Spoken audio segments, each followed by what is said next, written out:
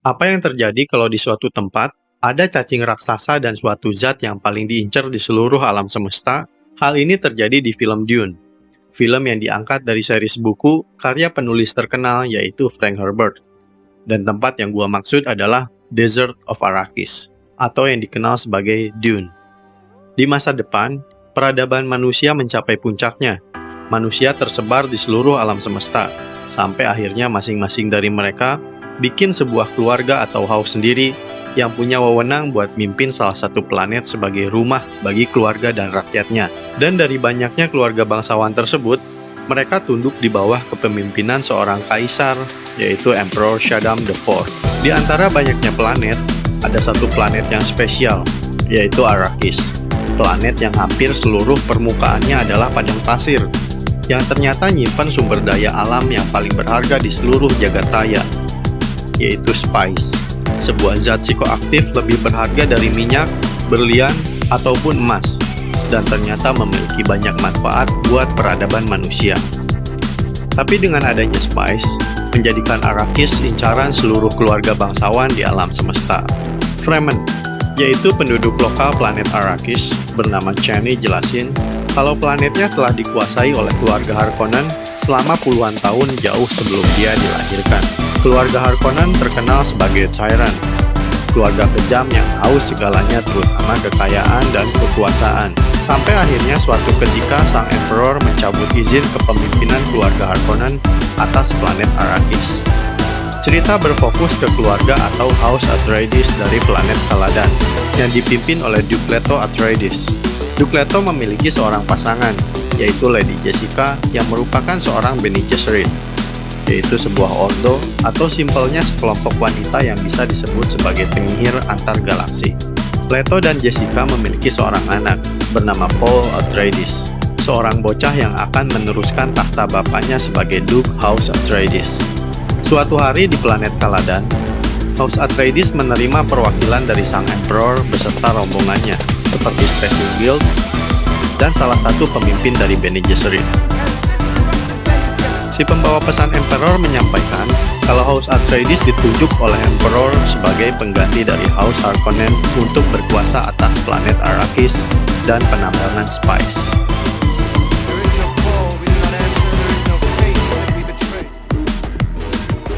Setelah menerima tugas dari sang Emperor, Duke Leto nyiapin prajurit militer terbaiknya, yaitu Duncan Idaho buat terlebih dahulu pergi ke planet Arrakis, sebelum perpindahan total House Atreides ke planet itu.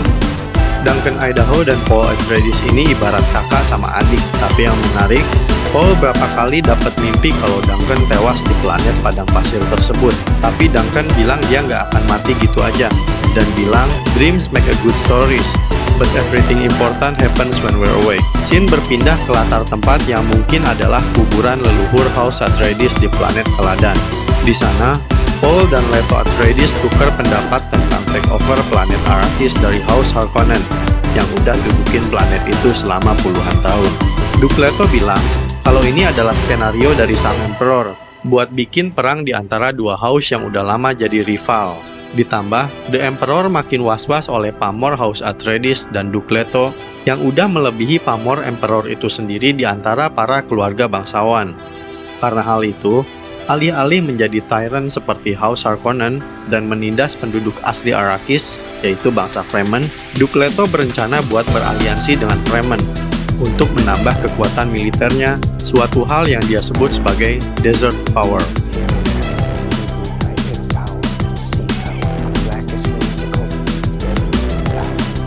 Berlanjut ke sesi latihan Paul dengan pemimpin pasukan militer House Atreides, yaitu Gurney Halleck. Di sana dikasih lihat kalau ada suatu teknologi namanya shield yang kasih lapisan perisai buat menghalau benda apapun yang akan menyentuh bagian tubuh dengan kecepatan tinggi, seperti peluru atau hantaman benda tajam secara cepat. Sesi latihan ini ditutup dengan Gurney yang titip pesan kalau Paul harus siap terhadap apapun. Karena Gurney udah pernah ngerasain secara langsung kekejaman House Harkonnen yang haus akan semua hal yang mereka mau. Scene berpindah ke Giedi Prime, homeworld atau planetnya House Harkonnen, seperti planet Caladan buat House Atreides. Di sana, Baron Vladimir Harkonnen beserta sang Mentat dan keponakannya Raban membahas tentang kekuasaan atas planet Arrakis yang sekarang dipegang oleh House Atreides. Dengan vibes yang serem, Baron coba jelasin ke keponakannya yang emosi kalau semua ini bukanlah akhir, tapi awal buat rencana mereka rebut kembali Arrakis dari House Atreides. Di suatu malam, tiba-tiba Paul dibangunkan oleh ibunya buat medical check-up kondisi vital dengan dokter keluarga Atreides, yaitu Dr. Yui. Tapi karena nggak ngerasa sakit, Paul yang kebingungan nanyain apa tujuan dari ini semua. Ternyata, salah satu petinggi Bene Gesserit, yaitu Gaius Helen Mohiam, yang juga merupakan guru ibunya dulu, pengen cari tahu apakah Paul benar adalah anak terpilih seperti dalam cerita mereka yang disebut sebagai Kwisatz Haderach, alias Messiah di universe-nya Dune. Helen ngetes Paul dengan tes yang disebut sebagai Gom Jabbar. Dan ternyata Paul bisa ngelewatin tes atau ujian tersebut, yang menandakan kalau Paul punya kekuatan besar di dalam dirinya yang masih terpendam. Setelah tes selesai, dan Gaius Helen Mohiam pergi, terungkap kalau Bene Gesserit selama ini telah mengendalikan politik imperial secara diam-diam, alias mengendalikan pemerintahan dari balik layar.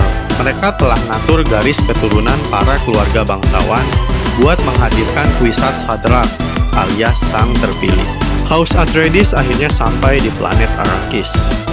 Rombongan keluarga Duk Leto disambut di sana oleh Thufir Hawat, sang mentat keluarga Atreides. Dan yang bikin kaget, ternyata mereka disambut oleh bangsa Fremen dengan memanggil Paul dengan sebutan Lisan Al-Gaib. Selain Spice dan Fremen, Arrakis menyimpan satu hal lagi, yaitu cacing raksasa, yang warga lokal sebut sebagai Shai Hulud. Cacing raksasa itu memakan apapun, terutama yang menimbulkan getaran berirama di atas padang pasir. Karena hal itu, Paul di kamar barunya mempelajari semua hal tentang Shai Hulud, termasuk cara untuk berjalan dan bertahan hidup di padang pasir. Tapi tiba-tiba, muncul sebuah drone kecil yang disebut sebagai Hunter Seeker untuk membunuh Paul. Untungnya, hal tersebut dapat dihindari oleh Paul. Ternyata, drone Hunter Seeker tersebut dipiloti oleh salah satu prajurit House Harkonnen yang udah ngumpet di dalam tembok selama berminggu-minggu sebelum kehadiran House Atreides di Arrakis, dengan misi untuk membunuh satu-satunya penerus pemimpin House Atreides. Leto yang udah tahu kejadian tersebut dengan emosi minta agar Thufir cari sisa orang-orang Harkonnen yang mungkin masih ada di Arrakis. Scene berpindah ke Giedi Prime. Ternyata Gaius Helen Mohiam ketemu Baron Harkonnen buat sampein pesan kalau Kaisar bakal bantu tambahin pasukan khusus kepada House Harkonnen buat menghancurkan House Atreides dalam perang politik ini. House Harkonnen bisa bunuh siapapun dalam perang ini kecuali Lady Jessica dan Paul Atreides yang ada di bawah perlindungan Bene Gesserit. Baron setuju, tapi dia punya rencana lain buat bunuh Lady Jessica dan Paul secara rahasia.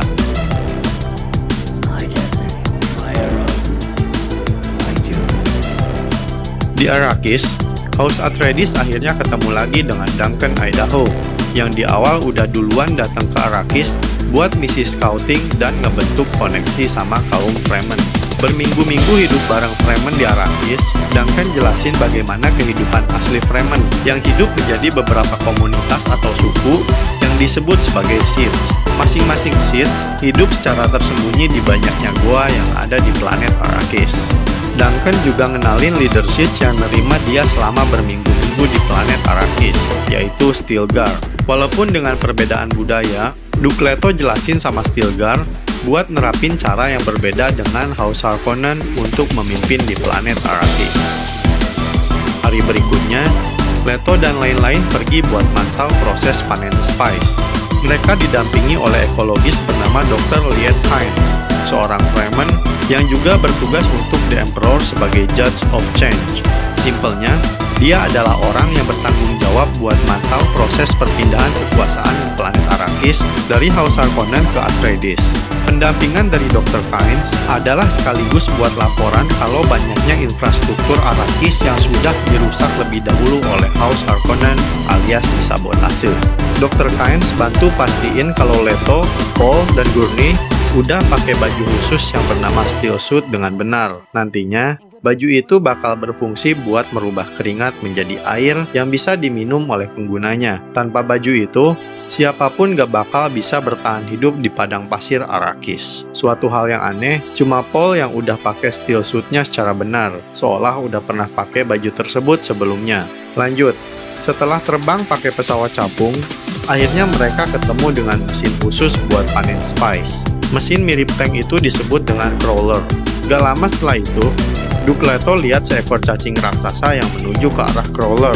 Shai-Hulud hidup jauh di bawah permukaan pasir, tapi akan sedikit muncul di permukaan pasir saat akan menyerang sesuatu yang berirama. Pesawat spotter segera memanggil Carriol, sebuah pesawat khusus untuk mengangkut crawler yang akan diserang cacing. Tapi ternyata salah satu jangkar pada Carriol rusak dan proses pengangkutan crawler gagal, sehingga Duke Leto berencana buat evakuasi semua orang yang ada di dalam crawler. Di tengah proses evakuasi, Paul yang bantu ngasih arahan ke awak crawler buat naik ke pesawat capung malah terkena efek spice.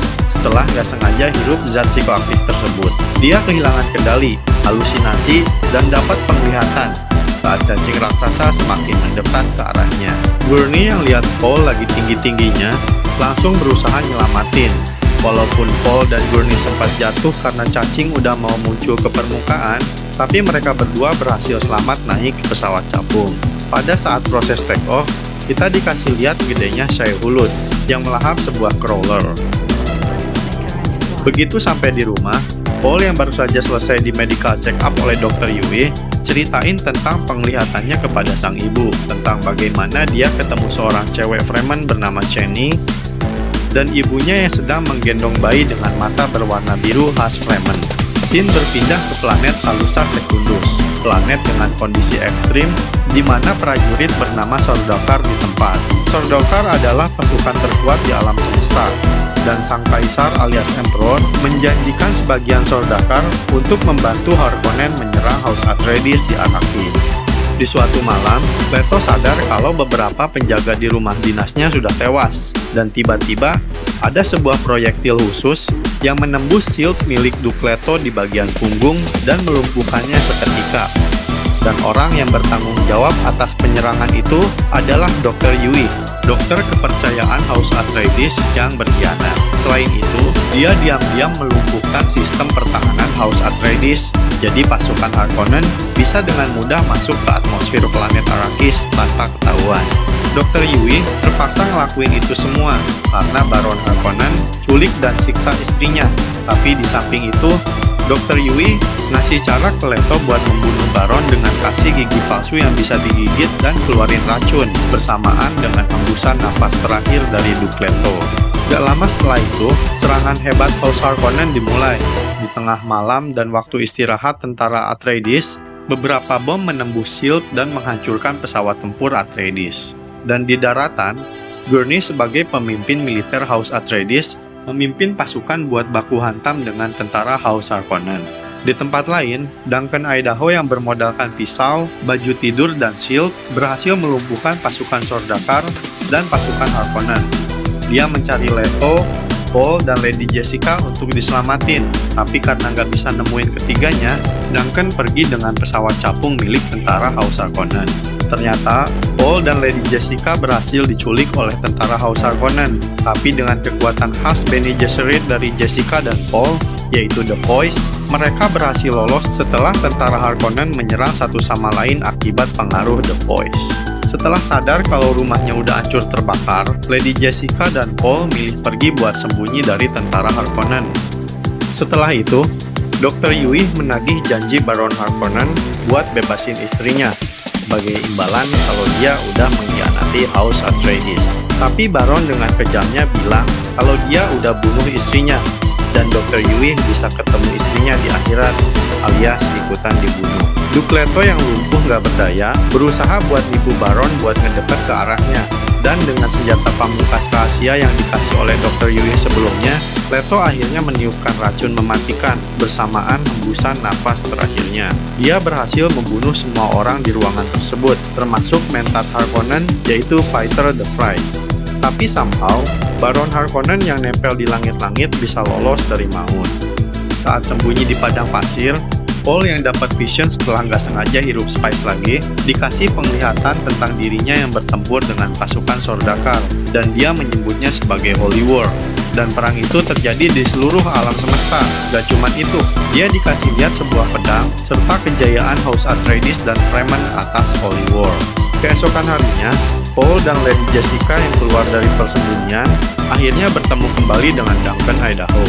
Di sana, Duncan meminta maaf karena nggak bisa melindungi House Atreides dan bersujud kepada Duke House Atreides yang baru, yaitu Duke Paul Atreides. Mereka bertiga pergi ke tempat Dr. Kynes buat berlindung dari badai pasir di sebuah tempat rahasia yang dulunya merupakan laboratorium ekologi. Tapi tanpa disadari, ternyata pasukan Sordakar berhasil menemukan mereka di tempat itu. Walaupun Duncan Idaho bisa menahan beberapa pasukan Sordakar, mimpi atau penglihatan Paul tentang kematian Duncan gak bisa dihindari. Duncan akhirnya tewas setelah berusaha menahan Sordakar yang mengincar Paul dan Lady Jessica. Paul, Lady Jessica, dan Dr. Kynes berhasil kabur dari tempat itu.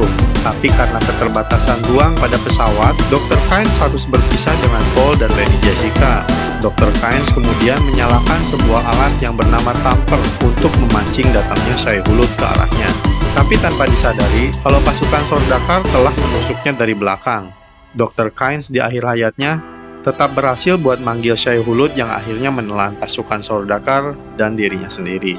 Paul dan Lady Jessica yang kabur pakai pesawat capung dikejar oleh pasukan Sordakar sampai akhirnya Paul coba masuk ke badai pasir buat hilangin jejak. Walaupun selamat dari badai pasir, pesawat capung yang ditumpangi Paul dan Lady Jessica rusak parah sehingga mereka jatuh di atas padang pasir yang tidak berujung.